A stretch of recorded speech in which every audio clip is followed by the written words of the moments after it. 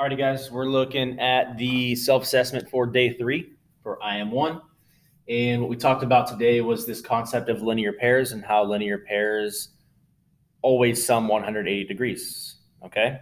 Because lines will make up 180 degrees, half of a whole circle, right? So what you have here is a couple of expressions. 2x plus 4 is the measure of the angle DCA. And then you have the expression 6 times the quantity of x plus 20, representing the angle BCD, okay? Now, if these are a linear pair, together they will sum 180 degrees, okay? So it wouldn't make sense to set these equal to each other.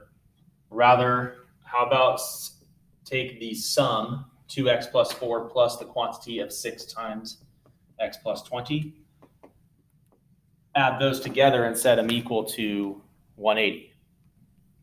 Okay, now once you go through and you solve algebraically for x, you should get x equals 7. Okay, but you're not quite done. X equals 7, that's great, but that doesn't mean that either of these angles are 7 degrees.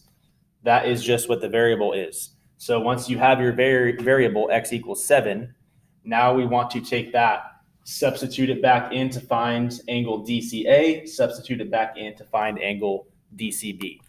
Okay, and once you substitute 7 in for the angle DCA, and you substitute 7 in for the angle DCB, and you solve for angle DCA as 18 degrees, and you solve for angle DCB as 162 degrees, what this is telling us is this is 162 degrees, this is 18 degrees, and just double check your work. What is 162 plus 18? It's 180. That checks out. Okay, the final step for this would be to come up with a justification. And all we're looking for here is just for you to point out that you can add 2x plus 4 and the quantity of 6 times the quantity of x plus 20 together and set them equal to 180 because they are a linear pair. That's the point we want you to understand there. Okay, number 2 is a little more challenging. So we have a couple different linear pairs happening when we have these two lines intersecting. Okay, so don't mind the y plus 23 for now. Just cover that side up. We're just looking at this line and then this ray. Okay, so I think we could agree that these two angles together are going to sum 180 degrees, again, because these two angles, they're a linear pair. They make a line.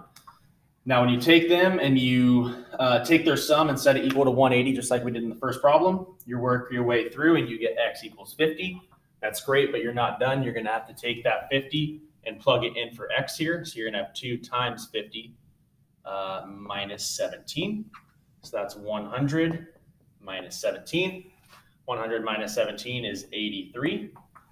So this right here is going to be 83 degrees. Okay, I'm not even going to start that video over because I want you guys to see me make mistakes too. My mistake here was I added 17 and 63 instead of subtracting, so actually x should equal 67 degrees. Now when you put 67 in for x here and solve down, that's 117. And when I caught my mistake, I was looking at this, excuse the bell, I was looking at this and I was thinking, okay, well, that doesn't make sense for this to be anything other than 117 because these two angles must sum 180. So that's just an opportunity for you guys to check your work. If you didn't get 117 here, then you did something wrong because those two must sum 180. All right, and finally, we need to solve for this missing angle right here. Now, the cool thing is that we also have a linear pair there, these two angles. So if this is 117 degrees, you could set up another equation, 117 plus y plus 23, because these are a linear pair, and set them equal to 180. Solve for y is equal to 40. You plug 40 in, 40 plus 23 tells you that this is 63 degrees. Okay, that's not a coincidence that these two angles end up being equal. These two angles are what are called vertical angles or opposite angles. Opposite angles being vertical will always be equal. And once again, this is also a linear pair. Now, if I asked you to find this angle, what do you think that would be? Thinking. It's a linear pair, so 180 minus 63 gives you 117, or it's also vertical, so that must be 117. Okay, and finally, the justification here, what we're looking for here is I can add 2x minus 17 and 63 and set them equal to 180 because they are a linear pair. I can do the same with 117 degrees and y plus 23 because they are also a linear pair. Okay, good job, guys.